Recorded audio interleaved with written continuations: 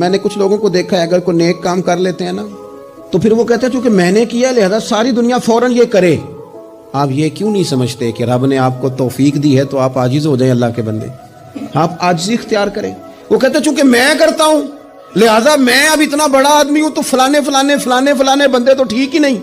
حضرت سعدی شیرازی کہتے ہیں کہ تہجد کا ٹائم تھا. پرانے زمانے میں نا لوگ مسافر اکثر رات مسجدوں میں آ کے گزارتے تھے, تو کہتے ہیں مسجد میں لوگ سوئے ہوئے تھے سارے, تہجد کا ٹائم تھا, میں تہجد کی نماز پڑھ رہا تھا, میرے والد بھی ساتھ تھے, تو میں نے اپنے ابا جی سے کہا یہ دیکھو کتنے بد نصیب ہیں, نفلوں کا ٹائم ہے اور یہ سوئے ہوئے ہیں. تو فرماتے ہیں میرے والد کہنے لگے کاش تو بھی سویا ہی رہتا, لوگوں کے کپڑے تو نہ پھاڑتا.